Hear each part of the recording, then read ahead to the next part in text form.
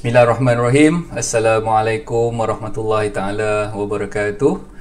Alhamdulillahirabbil alamin wassalatu wassalamu ala asyrafil anbiya'i wal mursalin wa ala alihi wa sahbihi wa barik wasallim ajmain.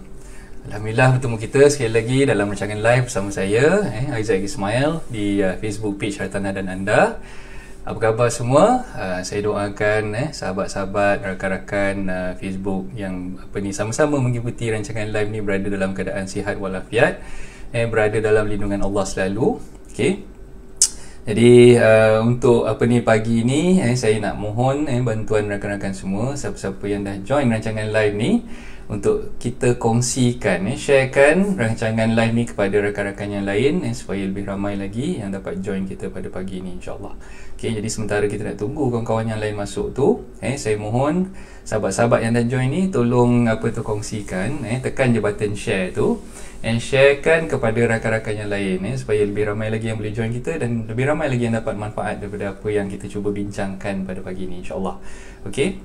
Jadi untuk memberkati lagi kita punya rancangan pada pagi ni. Jadi sempena hari Jumaat yang mulia ni, saya nak mohon rakan-rakan untuk kita sama-sama membuka majlis ilmu kita pada pagi ini dengan membaca Ummul Kitab, dan sama-samalah kita niatkan untuk kita sedekahkan kepada junjungan besar kita Nabi Muhammad SAW, dan juga kepada arwah-arwah ibu kita, bapa kita, saudara mara kita, rakan-rakan kita, sahabat-sahabat kita yang telah pergi mendahului kita lah. Okey, jadi sama-sama kita membaca Ummul Kitab. Al-Fatihah. A'udzubillahi minasyaitonirrajim. Bismillahirrahmanirrahim. Alhamdulillahirabbil alamin. Ar-Rahmanirrahim. Maliki yaumiddin. Iyyaka na'budu wa iyyaka nasta'in.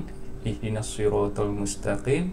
Siratal ladzina an'amta 'alaihim ghairil maghdubi 'alaihim waladdallin. Amin. Alhamdulillah. Okay, terima kasih semua. Okey, di sementara nak tunggu rakan-rakan yang lain masuk. Okey, siapa yang dah join ni saya minta tolong sama-sama kenalkan diri. Masukkanlah di ruangan komen anda bagi salam dan sebagainya, supaya saya tahulah yang anda dah bersama-sama dengan saya pada pagi ni, insyaAllah. Okey, saya nampak nama Tuan Razman di situ. Okey, Waalaikumsalam Tuan Razman, terima kasih.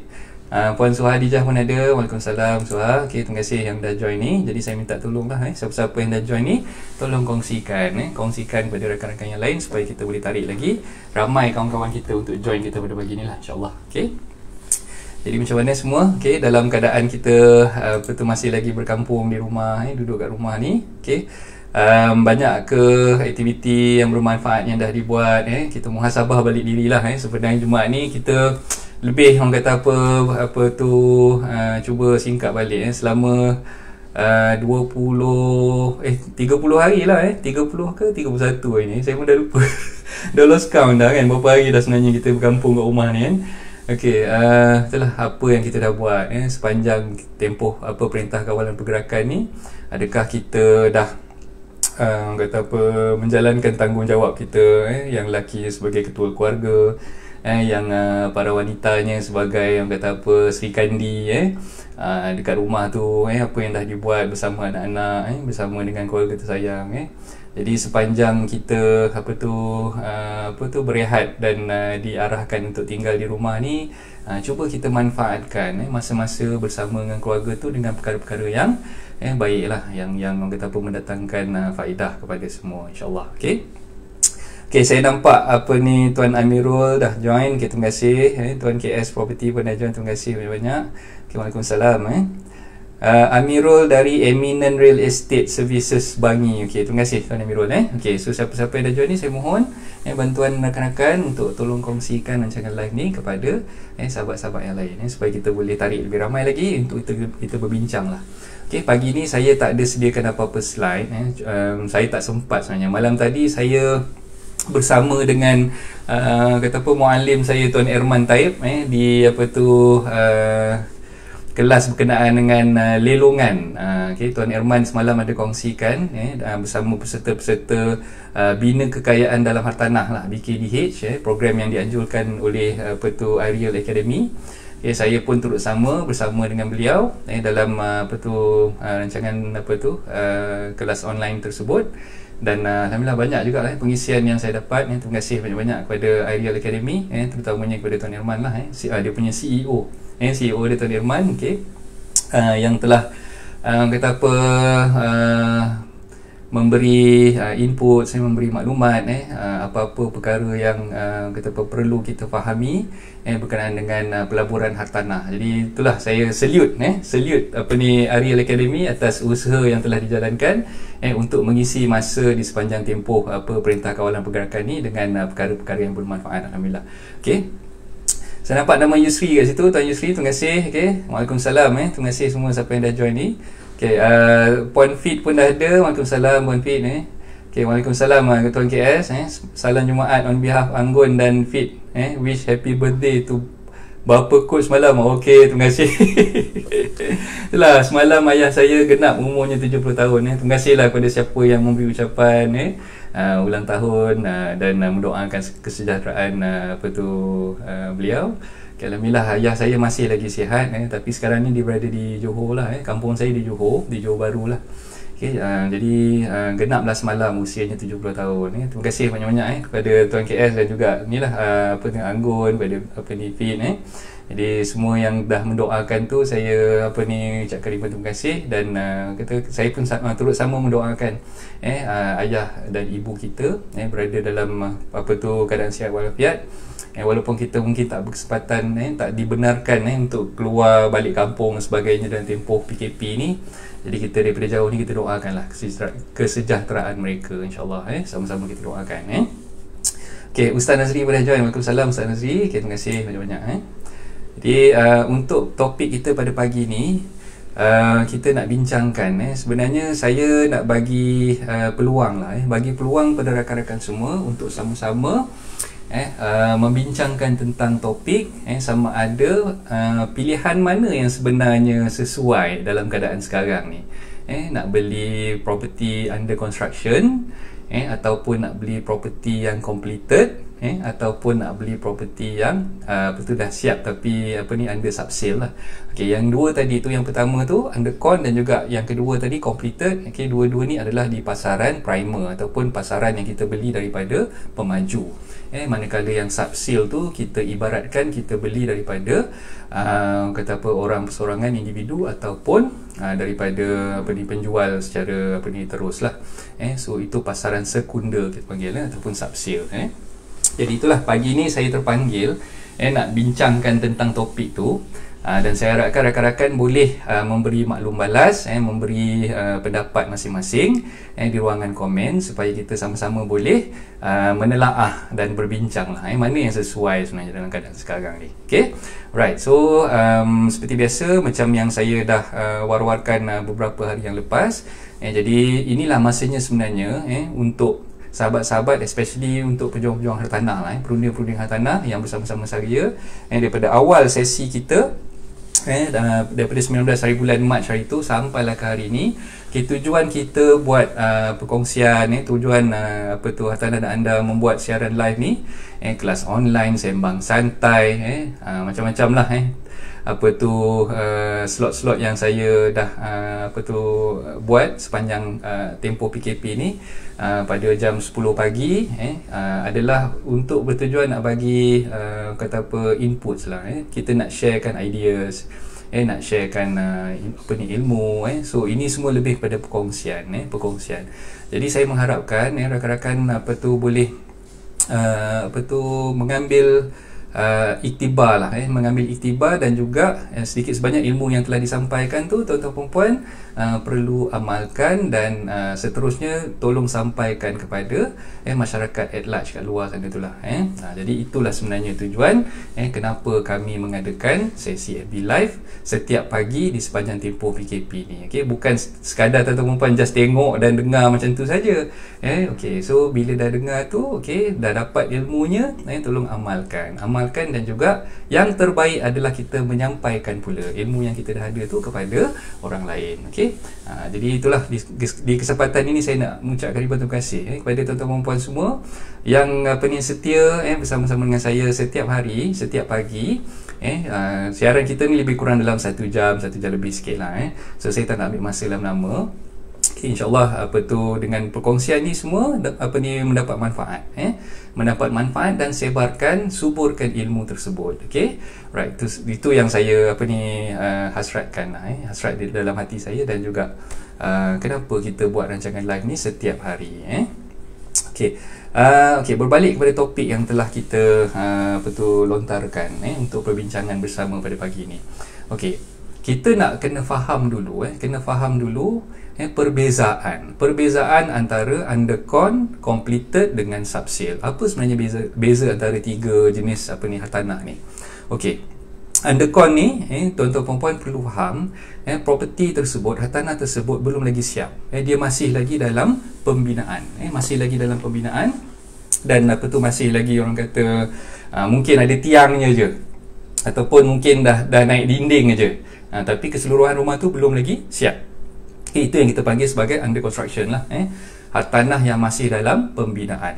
Okey, manakala yang kedua completed project. Okey, completed project ni maksud dia projek yang bangunkan oleh pemaju hartanah, dah siap tapi masih lagi belum terjual. Okay, mungkin ada saki-baki yang masih belum terjual, dan pemaju masih lagi mencari bakal-bakal pembeli yang berminat untuk membelilah hartanah tersebut. Itu adalah completed. Okey, yang ketiga subsale. Okey, subsale ni maksud dia tuan-tuan puan-puan beli daripada penjual secara terus, bukan dengan pemaju lah, dengan penjual. Sama ada penjual tu orang perseorangan ataupun penjual tu adalah syarikat lah. Okay, so maknanya kita beli direct daripada penjual, dan ini yang kita kenali sebagai pasaran sekunder, pasaran sekunder. Okey, jadi perbezaan antara ketiga-tiga ni, so insyaAllah kita akan cuba bincangkan pada pagi ni. Okey, so berkenaan dengan undercon dan juga completed. Okey, undercon dengan completed ni memang biasanya kalau kita tengok iklan yang telah dikeluarkan, sama ada sebelum tempoh PKP ni pun ataupun dalam tempoh PKP, pemaju hartanah sekarang ni sedang giat menjalankan promosi untuk menarik perhatian bakal-bakal pembeli untuk membeli hartanah yang mereka majukan tu daripada pemaju lah. Okey, jadi kalau kita tengok sebenarnya bila nak beli under construction ni, kita kena faham ada beberapa perkara yang mungkin menjadi kelebihan dan mungkin juga akan menjadi kekurangan di situ, ataupun pros and cons-nya. Okey, so sekarang ni kita cuba saya nak bawa perhatian tuan-tuan puan semua. Cuba kita bayangkan diri kita ni berada di dalam situasi nak pilih yang mana satu, nak pilih yang under construction ke, nak pilih yang completed ke, ataupun nak pilih yang subsale. Okey, jadi kita bawa dulu cuba kita shiftkan minda kita ni daripada tengok live ni, kita bawa dulu minda kita menerawang ke kawasan under construction. Okey, kawasan under construction. Okey, so bila nak pilih hartanah ni, sebenarnya kita tengok beberapa perkara lah. Okey, yang paling utama sekali yang saya nak bagi tahu tuan-tuan puan semua, jangan pilih hartanah berdasarkan kepada nafsu semata-mata. Bukan berdasarkan kepada kemahuan kita semata-mata, tetapi kita kena ukur baju di badan sendiri. Okey, maksud dia di situ, bila kita nak beli mana-mana hartanah pun, undercon ke, nak beli yang completed ke, nak beli yang subsale ke, pertama sekali kita kena tengok berdasarkan kepada kemampuan diri kita dulu. Okey, saya dah ajar tuan-tuan puan semua macam mana nak kira.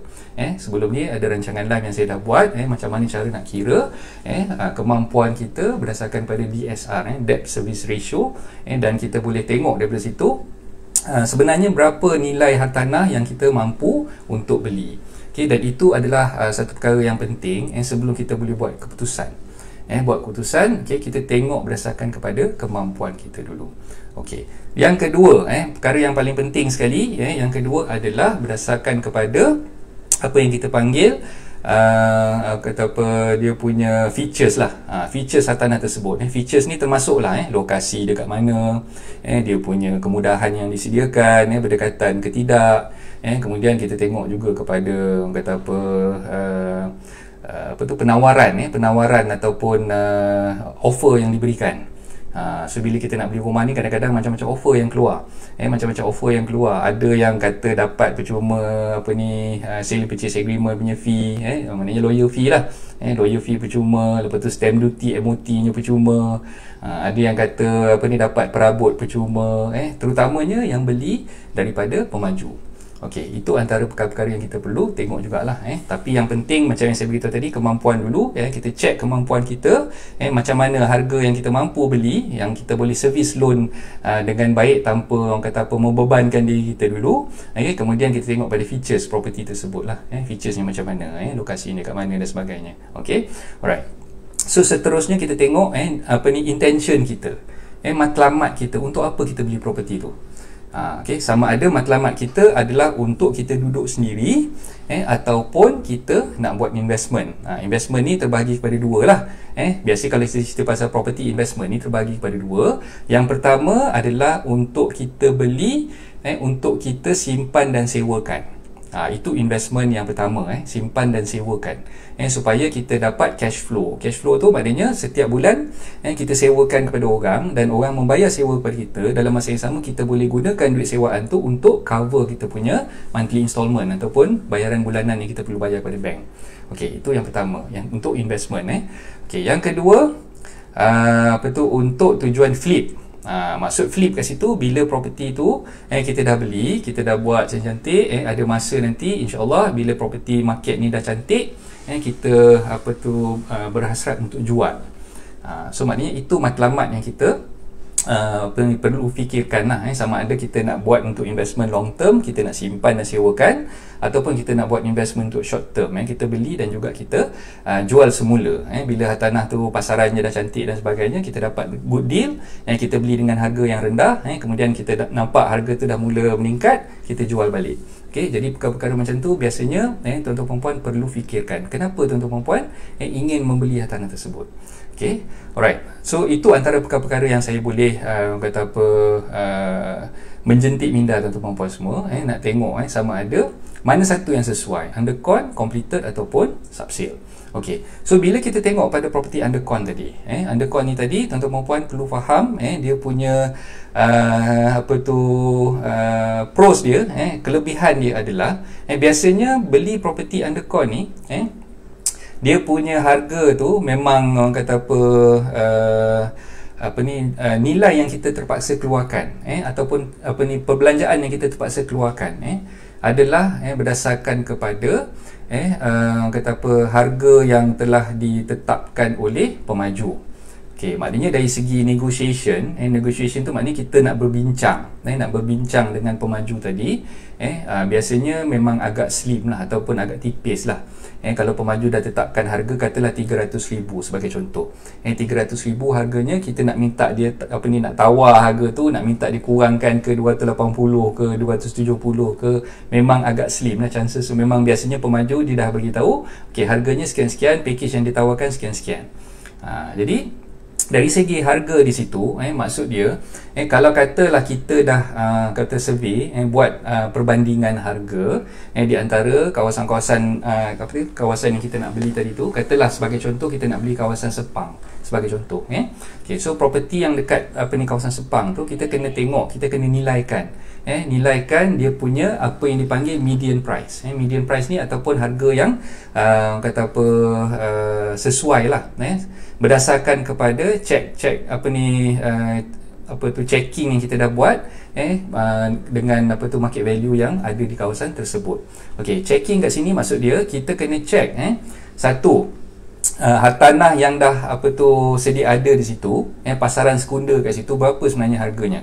Okey, contohlah kata sekarang ni kita nak beli kat kawasan Sepang, kita dah tengok, dah buat checking, dah tengok apa tu, kawasan sekitar Sepang. Okey, hartanah yang seperti mana, dia punya featuresnya lebih kurang sama macam hartanah yang kita nak beli tadi tu, harganya berapa yang ditawarkan.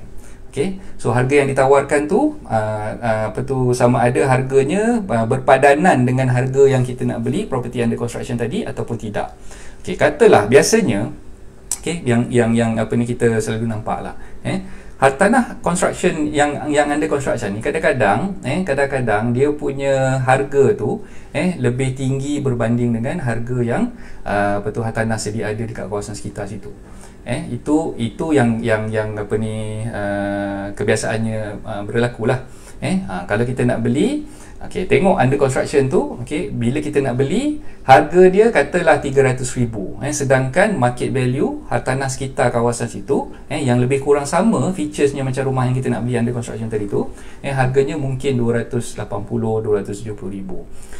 Jadi adakah berbaloi dengan penawaran yang ditawarkan oleh pemaju tadi dengan apa yang kita boleh beli di pasaran sekunder ataupun yang harga subsale. So kita kena tengok balik, kita kena buat checking berdasarkan kepada market value yang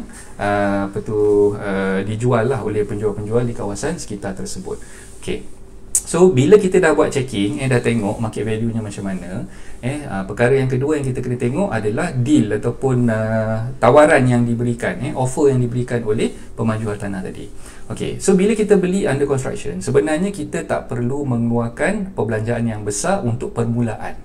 Perbelanjaan yang besar untuk permulaan. Maksud dia kat situ, contoh katalah sekarang ni, kalau tuan-tuan perempuan beli hartanah yang di pasaran sekunder ataupun subsale, tuan-tuan perempuan perlu menyediakan sekurang-kurangnya 10% deposit, plus minus dengan kos-kos yang sampingan lah. Katalah 10% untuk deposit, lepas tu plus minus dengan kos yuran guaman, stamp duty yang perlu dibayar, dan juga orang kata dia punya kos-kos lain lah, untuk valuation, untuk kita punya MRTT, untuk insurans. So perkara tersebut kita perlu rangkumkan dan kita perlu kira, kita perlu congak lah, kita kena buat perbandingan. So katalah sekarang ni kita nak beli under construction. Biasanya pemaju yang bagi tawaran untuk property yang under construction ni, dia punya deposit tu memang sangat-sangat rendah. Tak perlu pun keluarkan deposit sebanyak 10% untuk beli property yang under construction ni. So contoh katalah kalau kita nak beli property yang tengah dalam pembinaan, biasanya pemaju akan letakkan dia punya deposit untuk booking tu cuma 1,000 sahaja. Bayar 1,000 je dah boleh book, dan selebihnya bayaran yang lain-lain tu SPA dia dah tanggung, pemaju akan absorb benda tu.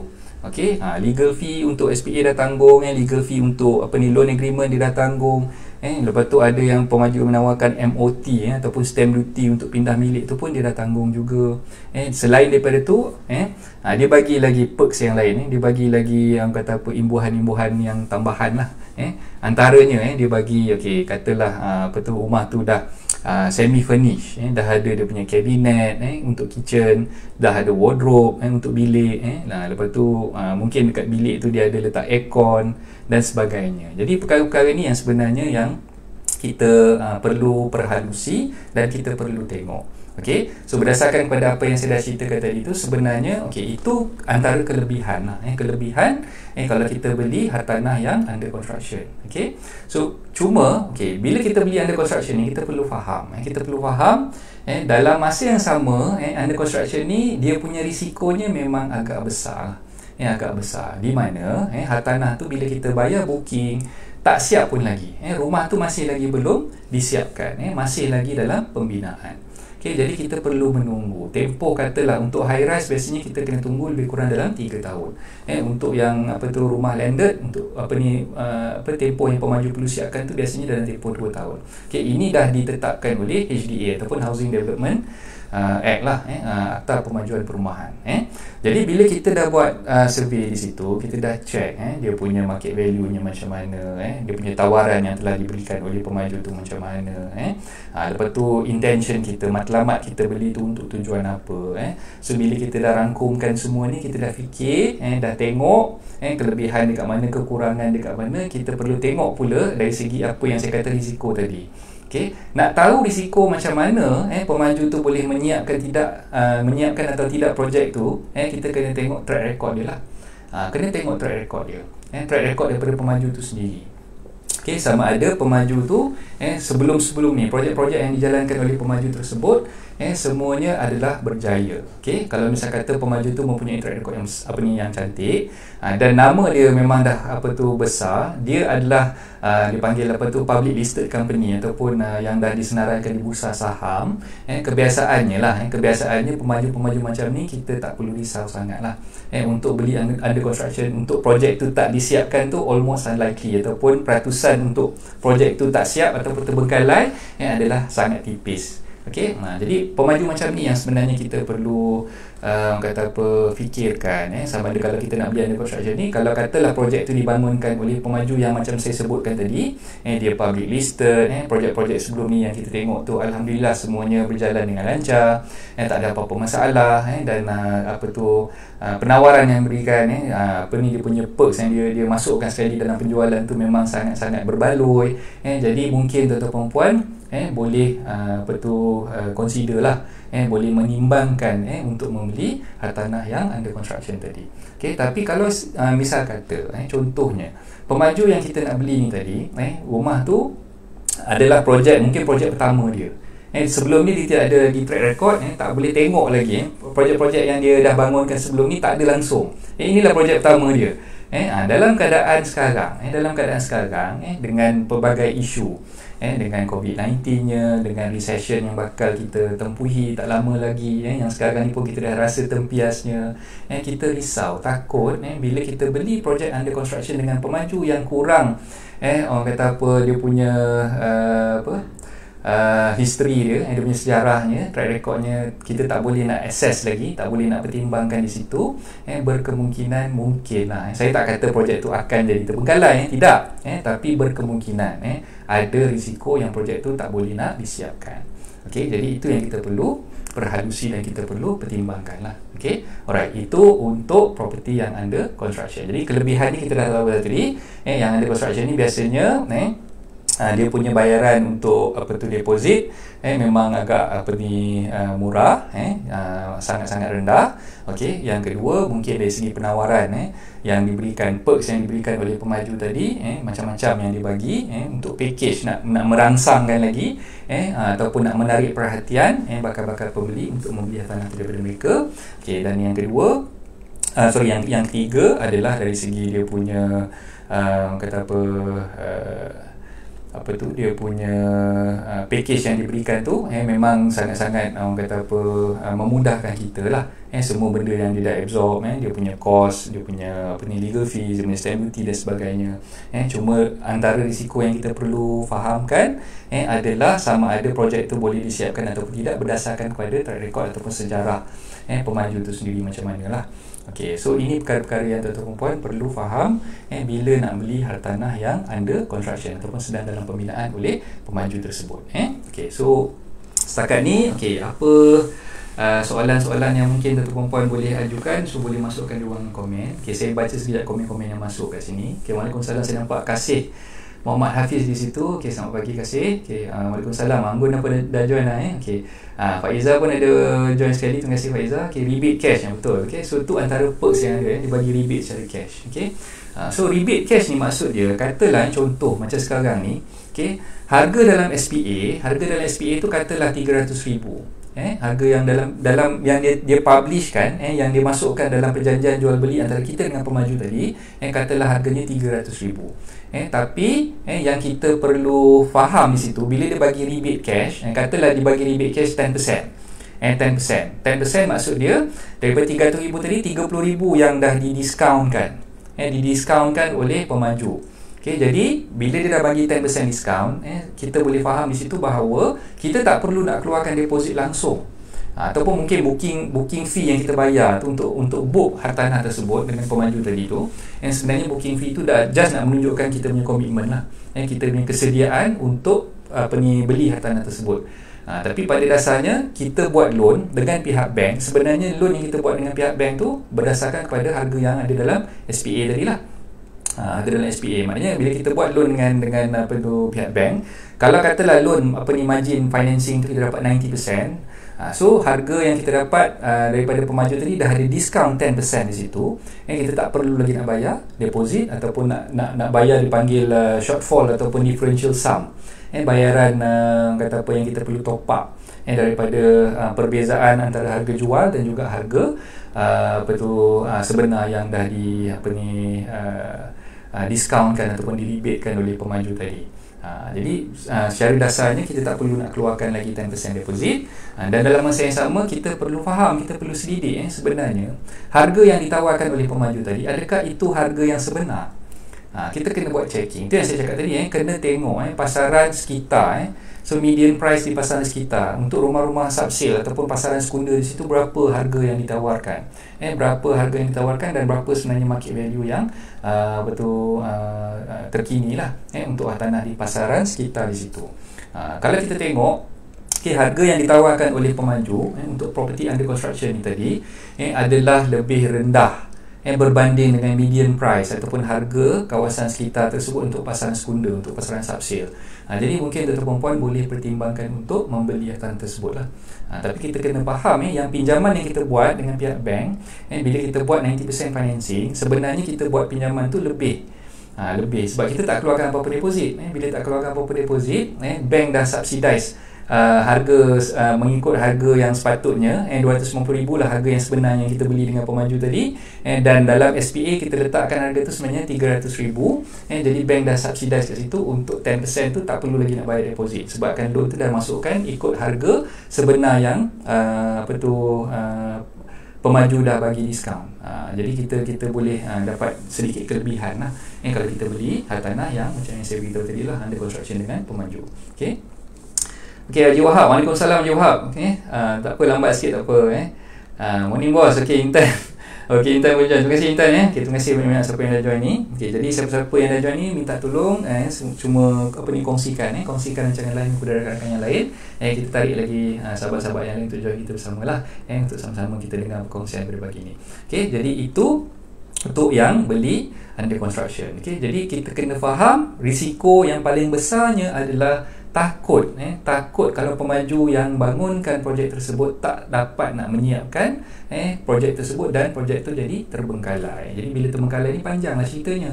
Kita nak kena pergi tribunal, kita nak kena minta tuntutan ganti rugi, dan turun naik mahkamah dan sebagainya. Jadi perkara macam tu yang kita cuba perhalusi dan kita cuba fahamilah.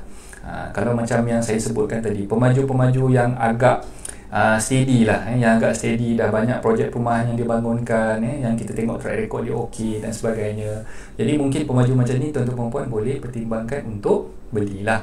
Tapi kalau pemaju tu belum ada track record, inilah hartanah pertama yang dibangunkan, dan sebelum-sebelum ni memang kita tak boleh nak tengok history dia macam mana, dan itu yang kita perlu risaukan. Kita perlu fikirkan sama ada pemaju ni boleh menyiapkan ataupun tidak projek tersebut. Okey, itu untuk cerita berkenaan dengan property under construction. Okey, so kita masuk ke yang kedua, iaitu property completed. Completed ni pun kita beli dengan pemaju juga. Kita beli dengan pemaju, tetapi dalam kes ni pemaju dah siapkan dah rumah tu. Cuma rumah tu tak habis dijual. Okey, mungkin katalah dalam satu blok kondominium ataupun apartmen ada 1,000 unit. Ada 1,000 unit, tapi yang dapat jual tu mungkin dalam 800 unit. Ada 200 unit lagi yang tak terjual. Okey, jadi bila hartanah yang tak terjual ni, kebiasaannya pemaju akan buat package-package untuk merangsang bakal-bakal pembeli untuk menarik perhatian mereka lah. Okey, so antaranya adalah macam tadi juga, kalau kita beli undercon, dengan pemaju tadi dia sediakan beberapa package untuk menarik minat kita. Okey, so antaranya adalah dengan kita less deposit, bayar booking cuma 1,000. Okey, antaranya. Okey, yang kedua mungkin pemaju tu bagi juga package free SPA, free MOT, free kitchen cabinet, free barang-barang elektrik, dia bagi fridge, dia bagi aircon dan sebagainya. So itu antara perkara yang dah dibuat, yang kita tengok sekarang ni dalam pasaran pun banyak yang macam tu. Jadi bila hartanah yang tak siap ni tadi, ada beberapa isu yang kita perlu fahamkan. contoh satu lagi saya lupa berkenaan dengan undercon tadi tu, kita ada benefit juga kat situ, yang prosnya ataupun kelebihannya, ada tempoh liability yang ditanggung oleh pemaju ataupun yang dipanggil defect liability period. Okey, maksud dia sebab bila kita nak beli rumah tu, rumah tu belum siap. Belum naik pun lagi, dia punya tiangnya tak ada, dia punya dindingnya tak ada, tingkapnya tak ada, memang tak nampak, ada tanah je kan, ada tanah je. So bila kita beli dengan pemaju, biasanya memang dalam Housing Development Act, dalam Akta Pemajuan Perumahan, dia ada nyatakan tempoh liability period, ataupun tempoh defect liability period. Okay, so maknanya dia ada bagi tempoh untuk tuan-tuan perempuan komplain. Kalau sekiranya ada berlaku apa-apa kerosakan, kecacatan ke atas tanah tersebut, kita boleh komplain kepada pemaju dan pemaju kena rectify, kena perbaikilah kecacatan yang berlaku ke atas unit kita tadi tu. Okey, jadi itu antara kelebihan kalau kita beli under construction tadi lah. Okey. So macam yang completed ni tadi. Okey, berbalik pada hartanah yang completed tadi. Okey. So package yang diberikan oleh pemaju pun sedikit sebanyak boleh menarik perhatian kita untuk kita beli hartanah yang completed tapi masih tak terjual oleh pemaju ni tadilah. Dan ada cerita lah di mengikut sejarah, mengikut pengalaman yang saya pernah lalui. Okey, ada projek yang dibangunkan oleh pemaju ni yang mana masa dia jual awal tahun 2014 ke 2015 macam tu. Okey, sejarah yang saya nak cerita ni daripada kisah yang saya dapat daripada klien saya ni lah.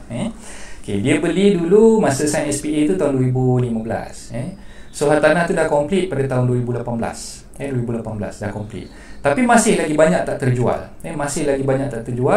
Yang saya fahamkan, unit keseluruhan dalam projek tu ada lebih kurang dalam 1,500 unit. 1,500 unit sebuah projek kondominium lah, sebuah apartmen. Okey, so bila pemaju jual 2015, masa tu dia buat promosi dan sebagainya. So harga hartanah yang ditawarkan pada masa tu adalah RM400,000 untuk sebuah unit apartmen berkeluasan lebih kurang 1,200 square feet. Okey. So bila klien saya ni beli, dia beli dengan harga RM400,000. Okey, so bila dia dapat kunci vacant possession dan diserahkan kepada dia. Okay, unfortunately pada tahun 2019 last year lah, bila kerajaan umumkan tentang HOC, House Ownership Campaign, dan melihat kepada lambakan unit-unit yang unsold yang masih lagi belum terjual, jadi pemaju tersebut telah menurunkan harga. Cuba bayangkan, kita yang beli tahun 2015, kita beli awal, masa tahun 2015 tu kita beli dengan harga RM400,000. Tiba-tiba tahun lepas, masa HOC 2019, kerajaan benarkan pemaju-pemaju untuk turunkan harga. Dan impact ke atas hartanah tu, hartanah yang klien saya beli tadi, instead of dia beli RM400,000 dulu, sekarang ni pada tahun 2019 pada masa tu, pemaju dah turunkan sebanyak, kalau tak silap saya, 15%, 15%. 15%. Cuba tuan-tuan bayangkan, kalau katalah kita beli dulu, tak lama sebelum tu pun, 2015, lebih kurang dalam 4 tahun sebelum tu, kita beli dengan harga RM400,000. Tiba-tiba kita expect dalam tahun yang akan datang, tahun-tahun yang mendatang, sepatutnya harga tanah tu akan paling-paling tidak pun at par ataupun lebih tinggi lah. Okay. Busuk-busuk pun kita akan fikirkan harga tu akan jadi RM400,000 lah, paling-paling teruk pun kan. Tapi tidak, dalam perkara yang sama, unfortunately benda tu tak berlaku. Tak berlaku dalam kes ni lah, dalam senario ni. So bila pemaju buat HOC, House Ownership Campaign, dia turunkan sebanyak 15%. Jadi pembeli-pembeli yang beli terdahulu ni, yang beli awal macam klien saya ni, dia rasa tertipu lah.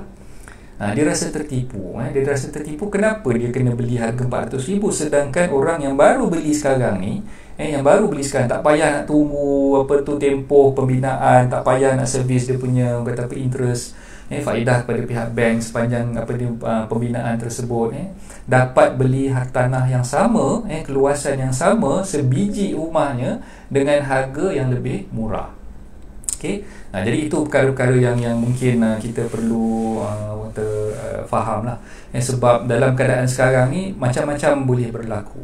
macam-macam boleh berlaku. Dan antara risiko yang kita perlu hadapi bila kita beli property yang under construction tadi, dan setelah property itu siap, ada kempen-kempen yang dibuat yang mungkin tidak benefit ataupun tidak akan memihak kepada kita, kan, sebagai pembeli yang awal dulu. Okey, jadi bila berlaku macam tu, balik pada isu klien saya ni tadi, dia nak bawa kes tu ke tribunal lah.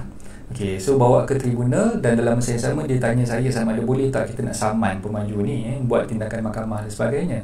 Okey, jadi bila saya check balik, unfortunately dalam kes tu sebenarnya ada perkara-perkara yang tidak mengizinkan dia untuk bawa kes tersebut ke mahkamah, sebab ada clause, ada klausa yang dinyatakan dalam perjanjian jual beli antara dia dengan pemaju tadi, yang mengatakan apa-apa perbalahan, apa-apa pertikaian di antara pembeli dan juga pemaju perlu dibawa kepada tribunal. Okay, jadi kes dibawa kepada tribunal lah. So sekarang ni tengah pending lah, tengah tunggu apa keputusan yang dah buat oleh tribunal.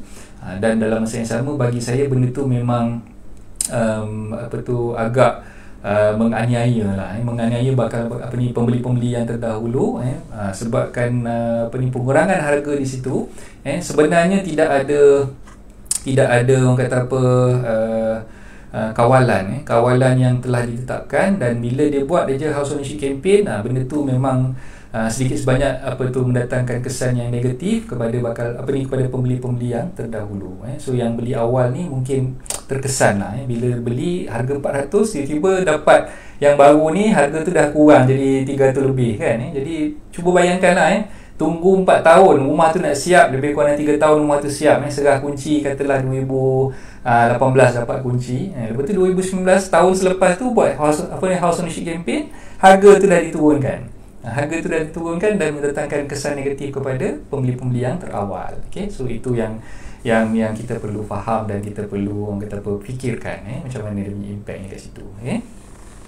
Okay, terima kasih kepada siapa-siapa yang dah share ni. Okay. Jasmine, Waalaikumsalam. Okay, Liz Hassan, Waalaikumsalam. Okay, tak apa, lambat sikit.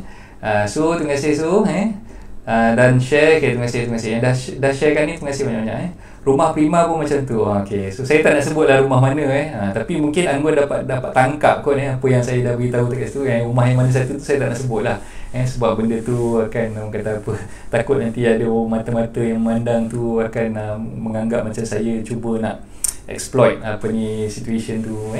Jadi saya tak nak sebut lah projek mana, tapi mungkin tuan-tuan perempuan boleh cari dan mungkin boleh faham lah apa yang saya cuba nak sampaikan. Okay?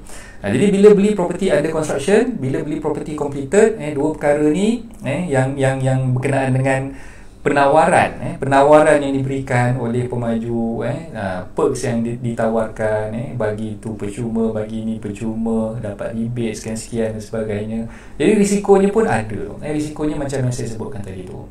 Kita takut bila rumah tu nauzubillah tak jauh lah, beli-beli terbengkalai, tak siap. Lepas tu dalam masa yang sama kita beli rumah tu pada harga yang kita rasa dah memang cantik dah, tapi kita tak tahu akan datang market tu macam mana. Ada kempen-kempen baru yang ditawarkan oleh pemaju tersebut untuk menghabiskan lambakan rumah yang tak terjual, mengakibatkan kita beli itu dalam keadaan kerugian lah, kan. So kita perlu perhalusi lah, kaedah-kaedah yang kita perlu tengok dan kita perlu fikirkan sama ada berbaloi ataupun tidak kita beli, dan dia punya risikonya macam mana pula. Okay. So berbalik kepada isu yang completed tadi tu. Okay. So completed ni beza dia rumah tu dah siap lah. Rumah tu dah siap dan kita dah boleh ambil kunci, kita dah boleh masuk rumah tu. Tapi dalam masa yang sama kita perlu faham defect liability period. Tempoh untuk kita komplain kepada pemaju kalau ada apa-apa kerosakan ke atas rumah tersebut, dia akan bagi DLP tu dia akan bagi, tapi tempoh tu agak terhad sebab rumah tu dah siap. Dan biasanya pemaju untuk kes-kes yang dah completed, dia akan masukkan juga clause dalam perjanjian jual beli tersebut, yang mana property itu dibeli atas dasar as is where is basis, ataupun apa yang kita tengok ke atas rumah tu, keadaan rumah tu pada masa tu, itulah yang kita bersetuju untuk beli. Jadi kalau katalah tempoh defect liability, katalah sekarang ni mereka yang beli awal, dia ada tempoh defectability period kat situ sebab rumah tu belum disiapkan, belum complete pun lagi. So bila kita sign SPA, rumah tu belum wujud pun lagi. Okay, jadi dalam tempoh defectability period tu, bila kita terima kunci, dia akan ada dia punya tempoh lah. Tapi bila kita beli yang dah completed, biasanya pemaju ni dia akan alter. Dia akan pindah perjanjian jual beli tersebut yang mana rumah tu dijual atas dasar as is where is basis. Iaitu rumah tu, bila kita tengok, kita dah setuju untuk beli keadaan rumah tu macam tu, dan itulah tanggungjawab kita. Kalau katalah mungkin pemaju ni bagi kelonggaran sikit, kalau ada benda nak komplain dan sebagainya, mungkin dia bagi dalam tempoh berapa bulan sajalah. Dia tak berdasarkan pada DLP tadi tu. So DLP tu dia tengoklah, kalau misal kata dengan pemaju tu dia akan beli, kalau kita beli under construction dia akan bagi 24 bulan. Jadi kalau misal kata kita beli dengan pemaju bila rumah tu dah completed, dia atas budi bicara pemaju tu sendiri nak bagi macam mana lah. So itu antara kekurangan ataupun disadvantage dia punya kekurangan sekiranya kita beli tanah yang dah completed daripada pemaju tadi. Okey. Jadi setakat ni saya terangkan dua senario bila tuan-tuan perempuan beli under construction dan juga completed. Okey, ada apa-apa soalan yang nak tanya boleh ajukan dan masukkan dalam ruangan komen. InsyaAllah kita akan cuba bincangkan perkara tersebut lah. Okey. Di setakat ni boleh faham ke apa yang saya ceritakan tadi? Kalau boleh faham, tolong tulis faham di situ untuk saya teruskan dengan sub-sale pula. Kalau tak faham boleh masukkan dalam ruangan komen. InsyaAllah kita akan bincangkan lebih lanjut lah soalan-soalan yang tuan-tuan perempuan ajukan tu. Okey, so sementara nak tunggu soalan-soalan daripada tuan-tuan perempuan semua, okey, kita boleh masuk ke jenis hartanah yang ketiga, iaitu sub-sale lah. Okey. So sub-sale ni sebenarnya bila kita beli sub-sale, yang bagusnya bila beli sub-sale ni sebenarnya dia ada negotiation power. Itu yang pertama lah.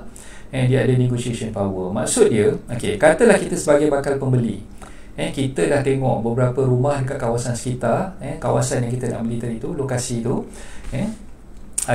mungkin ada 2 buah ataupun 3 buah rumah yang ditawarkan untuk dijual lah. 2 ataupun 3 buah rumah yang ditawarkan untuk dijual, dan kita dah boleh kenal pasti, mungkin ada ada rumah yang dijual melalui ejen tanah, ada rumah yang dijual direct daripada penjual tu sendiri. So kita dah comparekan antara 3 rumah yang ada ni, kita dah comparekan. Rumah A macam ni, rumah B macam ni, rumah C macam ni. Kita tengok keadaan rumah tu macam mana, dan dalam masa yang sama kita dah tengok juga harga yang ditawarkan oleh penjual tadi. Katalah rumah A ni tadi, dah renovate, cantik dah rumahnya. Lepas tu rumah tu dah buat plaster ceiling, dah ada kitchen cabinet, dan harga yang ditawarkan katalah 320,000 sebagai contoh. Yang B ni pula, rumahnya ni agak simple, standard, dia tak ada apa-apa renovation, tak ada buat extension dan sebagainya, tapi harga yang ditawarkan tu mungkin 290,000. Rumahnya sama je, lebih kurang size yang sama apa semua, tapi dia ditawarkan dengan harga 290,000, lebih murah daripada yang B, yang A tadi tu. Yang C ni pula, semuanya dah dah buat itu, dah buat ini, dah renovate dan sebagainya, tapi harga yang ditawarkan tu lebih murah daripada rumah A, mungkin ditawarkan dengan harga 310,000. Jadi sebagai pembeli sebenarnya kita ada option nak pilih yang mana satu, dan dalam masa yang sama kita boleh berbincang, kita boleh negotiate dengan penjual untuk minta penjual ni bagi harga yang mungkin kurang sikit daripada apa yang ditawarkan. Dalam masa yang sama mungkin kita minta penjual ni menyediakan perkara-perkara tertentu lah. Menjadikan perkara-perkara tertentu, contoh macam katalah, tuan nak jual rumah ni, boleh tak kalau tuan tinggalkan barang-barang perabot-perabot yang ada dekat rumah ni, tuan jual secara fully furnished, sebagai contoh. Ataupun mungkin tuan nak jual rumah ni, tapi dalam masa yang sama saya tengok kat depan tu ada bocor. Jadi minta tuan betulkan dulu, dan minta tuan kemaskan lah, perkemaskan apa-apa yang cacat celah kat rumah ni, dan minta penjual tu untuk rectify. Jadi benda tu bergantung kepada negotiation antara kita dengan penjual, dan budi bicara terletak kepada penjual lah, sama ada dia nak bagi ataupun tidak, bergantung kepada perbincangan yang kita dah buat tadi tu. Jadi bila nak beli rumah sub-sale, sebenarnya beli rumah sub-sale ni, setengah orang nampak rumah sub-sale ni mungkin lebih mudah untuk dia berurusan, sebab rumah tu memang kata apa, ownernya dah ada di situ, rumahnya pun dah nampak, berbanding kalau kita beli rumah yang mungkin dengan pemaju tadi, terma-terma tu dah strict dah, tak boleh nak negotiate lagi dengan pemaju. Kalau dia kata harganya sekian banyak, memang banyak itulah yang dia akan tawarkan, kita tak boleh nak minta kurang dan sebagainya lah. Tapi kalau kita beli dengan penjual secara direct untuk pasaran subsale ni, kita masih lagi ada ruang untuk berbincang dengan dia. Jadi bila dah tengok keadaan macam tu, yang penting beli rumah subsale ni kita perlu faham, rumah tu memang kita tak boleh nak apa tu, what we call apa tu, minta kos-kos untuk pembelian rumah tu diabsorb oleh penjual lah. Jarang-jarang sekali berlaku macam tu. Biasanya memang penjual kata, okay, since awak nak beli rumah ni, sebagai pembeli awak kena tanggung lah kos yang berkaitan dengan pembelian tu, untuk bayar legal fee peguam, bayar stamp duty, bayar dia punya kata apa, loan agreement punya legal fee. So perkara-perkara macam tu memang kita tak boleh nak minta dia bayarkan lah. So memang tanggungan tu diletakkan kepada kita sebagai pembeli. Yang kedua, kita kena faham, bila beli rumah subsale ni, kita kena sediakan deposit. Kalau tadi beli rumah undercon dan juga rumah kata apa completed, kita boleh bayar setakat bayar booking dan selebihnya boleh masuk dalam pinjaman kita dengan pihak bank. Tapi bila beli rumah subsale ni, biasanya memang deposit tu kita perlu sediakan lah. Kita perlu sediakan dan kita perlu bayar kepada penjual bila masa kita nak sign SPA nanti. Jadi perkara macam tu kita perlu kata apa faham, dan dia kata apa, ruang untuk kita mengurangkan kos pembelian tu memang agak nipis lah, agak kurang lah berbanding dengan kita beli dengan pemaju ataupun under construction ataupun yang completed project tadi tu. So ini antara perkara yang tuan-tuan puan perlu fahamkan. Cuma kita rasa puas hati sebab mungkin bila beli rumah subsale kita dah nampak dah rumah tu macam mana, keadaan dalam tu macam mana, sekitaran dia macam mana. Kadang-kadang bila kita beli rumah apa tu undercon ni, rumah tu memang tak siap lagi, kita tak tahu keadaan tu macam mana. Tiba-tiba katalah kita beli under construction tadi, rumah tu kawasan sekitar tu memang lapang, tak ada apa-apa. Tiba-tiba naik pula ada kat depan rumah kita tu kondo lain, apartment lain, dah block view, kita tak nampak dah depan tu. Asalnya beli mungkin lah plan kita view cantik, kita beli rumah tu sebab nampak KLCC sebagai contoh kan. So bila beli awal-awal tu tak ada projek apa-apa kat depan tu kan. Bila dah apa ni sampai time dapat kunci, naik pula construction depan tu kan. Naik pula construction depan tu yang mana kita rasa rimas lah, sebab keadaan tu tak sama macam mana yang kita booking awal-awal dengan pemaju dulu. So bila rumah subsale ni biasanya rumah yang dah mature, kawasan-kawasan yang dah matang kan, kita dah nampak dah, kawasan depan tu memang tak ada apa-apa, kita boleh tengok depan tu punya kata apa tanah dan sebagainya. Jadi kita rasa mungkin lebih selesa lah bila kita dah nampak keadaan rumah tu pada masa kita nak beli tu, rumah yang dah siap tu, kawasan sekitarnya tu kita dah faham dah, dia punya selok-belok dan persekitarannya macam mana. So ada apa-apa soalan ke? Fit ada tanya ni, kalau projek dah complete, defect period akan ada ke? So berbalik pada soalan Fit ni tadi, macam yang saya dah terangkan tadi, dia bergantung tengok pada pemaju tu sendiri macam mana. Pengalaman saya sendiri yang dulu masa saya beli rumah saya dengan satu pemaju di Ceras, so awal-awal dululah masa saya mula-mula sekali beli rumah tu dah siap lebih kurang setahun lah, lebih kurang setahun. Dan tempoh kata apa, bila saya beli tu rumah tu tak habis jual. Lama dulu tahun 2002 rumah pertama saya beli di Ceras. Tahun 2002 masa tu rumah tu dijual pada harga 240,000. Sekarang memang tak dapat lagi lah 240,000. So bila saya beli dengan pemaju, yang pemaju ada nyatakan subsale SPA dia, SPA yang ditandatangani oleh saya dengan pemaju tadi, dia tak sama macam SPA yang orang beli dengan pemaju masa under construction. SPA tu berbeza sikit sebab terma dalam tu, sebab rumah tu dah siap, dia tak ada progress payment, tak ada macam kalau kita beli under construction, kita bayar kepada pemaju berdasarkan kepada claim yang dibuat oleh pemaju kan. So contoh macam katalah hari ni pemaju claim tiangnya dah naik, berapa persen. Lepas tu esok pemaju claim dinding pula dah naik, berapa persen. Jadi bila kita servis loan kita, kita servis loan kita berdasarkan pada progress payment yang dah diklaim oleh pemaju dengan pihak bank. So kita bayar service interest, kita panggil service interest di situ.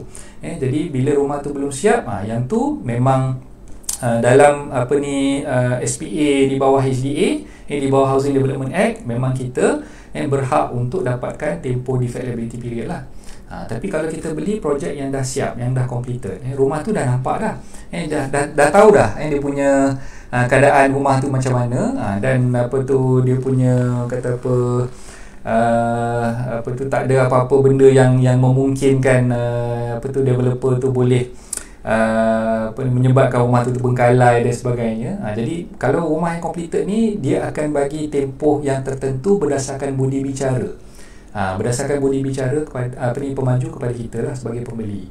Dia tak ada tempoh khusus. Macam kita beli under construction ni, memang ada tempoh khusus yang ditetapkan oleh ATA. Itu beza dia lah. So untuk menjawab soalan Fit, bergantung on case to case basis, bergantung kepada pemaju itu sendiri. Tapi biasanya terma yang diguna pakai dalam SPA itu adalah as is very basis, ataupun apa yang you dah tengok, berdasarkan pada apa yang you dah nampak, rumah yang dah siap ni, so itulah rumah yang you akan dapat lah. So kalau dia nak bagi tempoh tu, mungkin dia bagi agak singkat lah. Itu pun berdasarkan pada, macam saya beritahu tadi, budi bicara pemaju itu sendiri. Okay. Alright, property lelong under subsale ada pro and con, coach. Okay, property lelong memang kalau kita nak beli, lelongan ni, semalam baru je saya masuk kelas dengan Tuan Irman. Bila beli hartanah lelongan ni, sebenarnya banyak risiko dia dengan rumah subsale ni lebih besar sikit lah berbanding dengan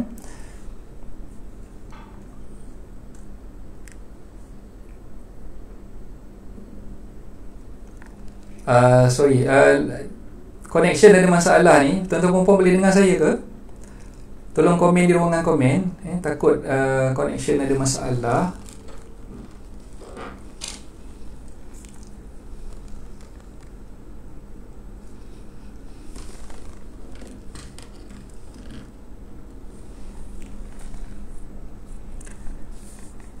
Tuan-tuan boleh dengar saya ke?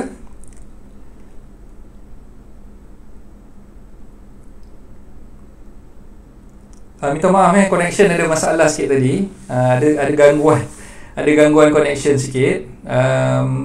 Kalau boleh dengar saya, tolong komen boleh dengar di situ. Boleh nampak dan boleh dengar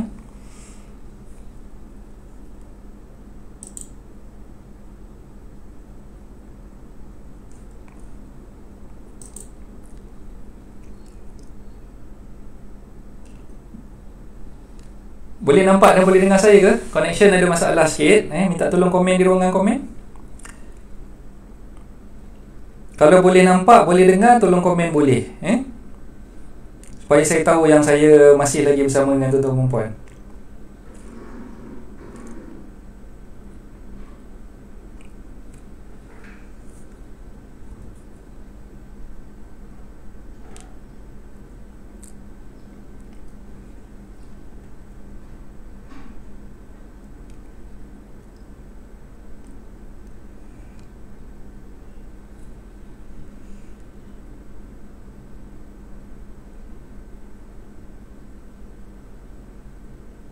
Dah okey ke sekarang? Sekarang dah okey? Masih tersekat lagi ke ataupun dah okey sekarang?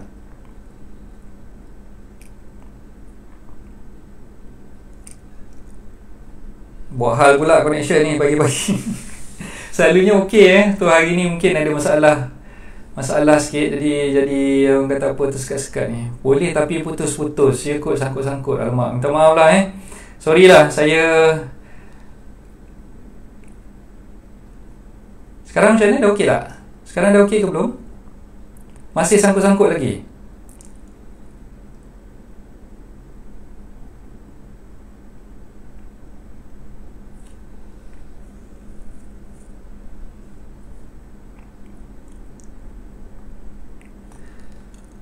Okey, saya harap semua dah okey lah sekarang ni so saya boleh teruskan Okey, untuk yang beli hartanah lelongan yang ada lelongan ni, kita perlu faham beberapa risiko lah. Risikonya yang pertama sekali, bila nak beli lelongan ni pun sama, kita kena tengok matlamat kita untuk apa. Itu yang paling penting lah. Kita kena buat study dulu. Dia panggil feasibility study. Sebab nak beli lelongan ni, kita perlu tengok matlamat kita tu sama ada untuk kita beli duduk ataupun kita beli untuk jual. kan, beli untuk jual balik, atau beli untuk duduk, beli untuk jual balik, ataupun beli untuk investment lah, untuk simpan dan sewakan lah. Okay, sama juga macam kita nak beli tanah yang apa tu saya dah terangkan awal-awal tadi kan. Okay, dan dalam masa yang sama, beli lelongan ni ada beberapa perkara yang kita perlu tengok. Antaranya adalah, okay, pertama kita kena kaji dulu terma-terma yang terkandung di dalam POS, ataupun Proclamation of Sale. Syarat-syarat yang diletakkan di dalam proclamation ataupun perisytiharan jualan lelong tadi tu. Okay, so dalam tu sebenarnya kita kena tengok, okay, perkara yang pertama sekali kita kena kaji dulu keadaan hartanah tu macam mana. Katalah sekarang ni hartanah tu berstatus leasehold, berstatus leasehold. Lepas tu dia ada bebanan, encumbrances, ataupun gadaian yang masih lagi ada dengan pihak bank. Dan dalam masa yang sama kita kena buat carian di pejabat tanah untuk tahu sama ada tanah tu ada caveat ataupun tidak. Okay. And then dalam masa yang sama dalam POS tu juga kita perlu kaji, okay, sama ada ada klausa yang menyatakan bahawa pihak bank pihak bank tidak akan menanggung apa-apa kos berkenaan dengan pindah milik ataupun apa-apa tunggakan yang ada ke atas hartanah tersebut, dan tanggungan tu perlu letakkan ataupun diselesaikan oleh pembida. Okay, jadi perkara-perkara macam tu memang kalau nak cerita pasal lelongan ni mungkin saya kena buat satu kelas online secara khusus untuk bincangkan tentang perkara topik lelongan ni. InsyaAllah kita akan bincangkan. Okay. Cuma sekarang ni macam yang Tuan KS tanya tadi tu, memang dari segi risikonya kita nak tahu risiko, nak kaji sejauh mana berbaloi ataupun tidak, memang kita perlu kena tengok keadaan hartanah tu macam mana, dan dalam masa yang sama kena tengok dia punya syarat-syarat di dalam perisytiharan jualan lelong ataupun yang saya sebutkan POS tadi tu, Proclamation of Sale. Okay, kalau kita dah kaji, kita dah tengok dan kita faham selok-belok tu apa yang kita perlu bayar, apa yang kita perlu tanggung dan sebagainya, dan seterusnya kita tengoklah harga median dekat kawasan tu, berapa banyak dia punya penawaran yang ada, market value yang ada dekat kawasan tersebut. Adakah kita beli hartanah lelongan tu pada harga yang di bawah market value, jauh daripada market value yang ada, dan juga penawaran yang ditawarkan oleh hartanah-hartanah subsale di kawasan sekitar tu. Dan kita kena perhalusi semua perkara tu sebelum kita bertindak untuk masuk bidaan lah. Okay, tak apa, nanti insyaAllah kalau ada rezeki kita akan buat satu kelas untuk bincangkan tentang topik lelongan.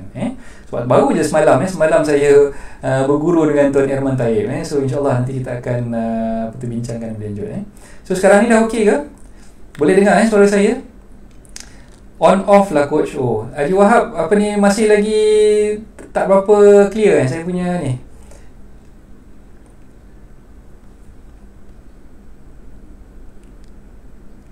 Sekarang macam mana, dah okey tak?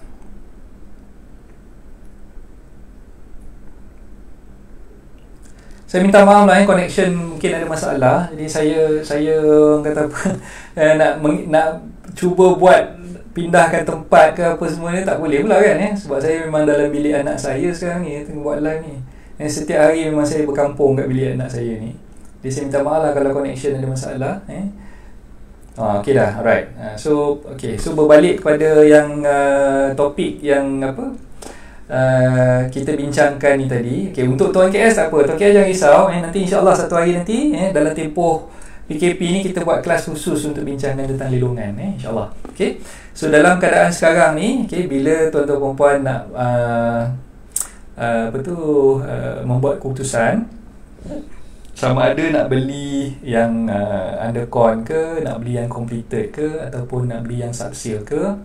Okay. Yang penting, yang macam saya beritahu tadi, 3 perkara utama yang kita perlu fahamkan di situlah. Okay. Yang pertama, kita punya kemampuan kemampuan untuk beli tu macam mana. Okay. Lepas tu features features hartanah tu macam mana, sama ada features ni tu memang berbaloi ataupun tidak kita beli, dan risiko-risiko yang terlibat lah, risiko-risiko yang terlibat kalau kita nak beli hartanah tersebut, apa risiko-risiko yang ada. Jadi senang cerita, bila beli undercon ni mungkin risiko dia lebih tinggi berbanding dengan completed dan juga yang yang subsale lah. So bila kita nak beli, mungkin kita plan kita nak beli tu untuk kita own stay kan, nak duduk sendiri. Jadi pendapat saya sebaik-baiknya lah dalam keadaan sekarang, dalam keadaan kita yang sedang risau menunggu keadaan ekonomi yang akan datang ni, mungkin dalam 2 ataupun 3 tahun daripada sekarang ni, macam mana keadaan ekonominya. Bukan saya tidak menggalakkan tuan-tuan perempuan untuk membeli dengan pemaju untuk projek under construction, tapi bagi saya yang tu memang agak merisaukan sikit lah. Sebab keadaan sekarang ni, contoh macam sekarang ni COVID-19, bila kita kena PKP kan, so industri pembinaan tu terjejas, tak boleh nak buat kerja dan sebagainya. Baru je MITI umumkan beberapa hari lepas, baru boleh sambung balik kerja dan sebagainya kan. Jadi kalau berlaku perkara macam tu, kita tak tahu bila rumah tu nak siap sebenarnya kan. Takut lambat, dia akan drag masa tu lebih panjang kan. Jadi kalau nak mengelakkan risiko tu, kita beli yang dah completed ataupun kita beli yang subsale lah. Itu lebih mudah dan lebih terjamin lah masa depan kita macam mana kan. Cuma itulah bargaining power tu, macam yang saya beritahu, kalau kata beli completed tu kita nak bargain lagi tak boleh lah kan. Cuma kalau katalah pemaju tu dah bagi rebate sekian-sekian harga, itulah yang kita akan dapat. Package yang ditawarkan oleh pemaju, setakat mana yang pemaju bagi tu, itulah hak untuk kita dapatkan. Dan yang subsale ni pula, macam pros dia tadi yang saya sebutkan, rumah tu memang dah completed, rumah tu dah siap, kita pun boleh negotiate dengan penjual, cuma kita perlu menanggung lah kos-kos yang berkenaan. Nak kena bayar deposit, nak kena bayar legal fee, stamp duty. So perkara-perkara tu kita tak boleh nak elakkan lah.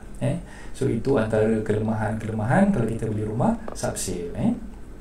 Di setakat ni, ada apa-apa soalan lagi yang mungkin saya boleh bantu tuan-tuan puan semua? Tuan Abdullah Sulaiman, terima kasih Tuan Abdullah, baru join. Siapa-siapa yang lain ni, Tuan Yusri, terima kasih Tuan Yusri. Saya minta maaf lah kalau saya tak sebut nama anda semua, sebab yang saya sebut ni yang saya nampak lalu lalang dalam saya punya ruangan komen ni lah. Sislin pun ada, terima kasih Sislin. Warkah Hartanah ada. So saya tengah tengok ruangan komen ni ada apa-apa benda ni.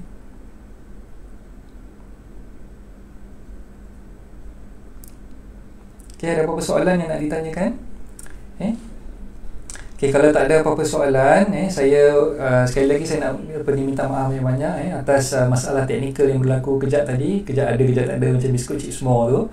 Dan saya ucapkan ribuan terima kasih kepada tuan-tuan puan semua kerana mengikuti siaran live kita pada pagi ni. Untuk beberapa hari yang akan datang ni, semalam kita dah cerita pasal listing dengan kawan-kawan REN, dengan sahabat-sahabat REN saya. Kita dah cerita pasal listing kan. Dan dalam posting saya semalam pun saya dah naikkan, status. Satu poster saya letakkan kat situ, ada poster like. Kalau tuan-tuan perasan, ada satu posting yang saya buat tu ada poster like tu kan. So saya minta tolong tuan-tuan perempuan yang dah join rancangan live kita pada pagi ni, untuk masuk ke posting tersebut, dan untuk klik semua link yang saya dah bagi tu. Tolong rakan-rakan sahabat-sahabat kita yang dah letakkan, tempelkan dia punya page Facebook, dan minta tolong tuan-tuan perempuan untuk klik like. Klik like, dan kalau boleh semua tu tak terkecuali, saya minta tolong siapa yang ada dalam rancangan live ni untuk masuk ke posting saya tu, masuk ke posting tu dan tengok semua senarai Facebook page, rakan-rakan sahabat-sahabat perundingan tanah saya yang dah masukkan dia punya link di situ, dan tolong klik like. Sebab saya nak Jasmine mana dia? Terima kasih banyak. So minta tolong semua tolong klik like, tolong klik like di situ. Dan kalau boleh, satu extra mile lagi, tolong sharekan posting tersebut di wall tuan-tuan perempuan semualah. So bila dah sharekan tu, saya mengharapkan bila tuan-tuan perempuan dah share, kita boleh bantu untuk upkan lagi bilangan followers rakan-rakan perundingan tanah kita yang setia bersama dengan saya setiap hari. Dan itu je lah yang saya termampu buat untuk bantu tuan-tuan puan rakan-rakan sahabat-sahabat perundingan tanah untuk tarik followers ramai yang mungkin. Okay? So jangan kedekut macam saya dah beritahu semalam, kenapa nak kena kedekut nak like page orang kan, bukannya kita kena bayar ke apa so bila kita bagi orang kata like kat orang, kita follow page dia, kawan-kawannya, kita boleh bantu dia, kita boleh bantu rakan-rakan sahabat-sahabat betul pejuang-pejuang tanah kita untuk kata apa meramaikan lagi followers dan juga likers untuk page masing-masing lah So itu yang saya harapkan. Saya minta tolong semua siapa-siapa yang dah tengok ni, lepas ni masuk balik page Hartanah dan Anda, tengok kat bawah posting yang saya dah buat semalam yang ada tanda like tu, tolong masuk ke situ dan klik setiap link yang ada, tolong like semua page yang saya dah senaraikan Okay, so itu sajalah yang saya nak kongsikan untuk hari ini. Okay, dan saya ucapkan berbanyak-banyak terima kasih kepada semua yang dah join channel live kita pada hari ini. Dan insyaAllah esok kita akan berkongsi lagi, share lagi ilmu, terutamanya untuk membantulah sahabat-sahabat yang mungkin dalam dilema, yang mungkin masih lagi tertanya-tanya perlu ke beli tanah sekarang, perlu ke buat orang kata pelaburan dalam bidang hartanah sekarang So insyaAllah perkongsian yang kami kongsikan di page Hartanah dan Anda ni boleh membantu anda untuk membuat keputusan, dan dalam masa yang sama mungkin untuk rakan-rakan sahabat-sahabat perunding hartanah so ambillah peluang ni untuk menuntut ilmu, ambillah peluang ni untuk kita menyuburkan ilmu yang ada supaya kita boleh menyampaikan balik ilmu yang kita dah dapat ni kepada prospek-prospek dan juga kepada orang kata masyarakat di luar sana lah. Okay, itu saja perkongsian saya untuk hari ini. Assalamualaikum warahmatullahi taala wabarakatuh. Bye bye.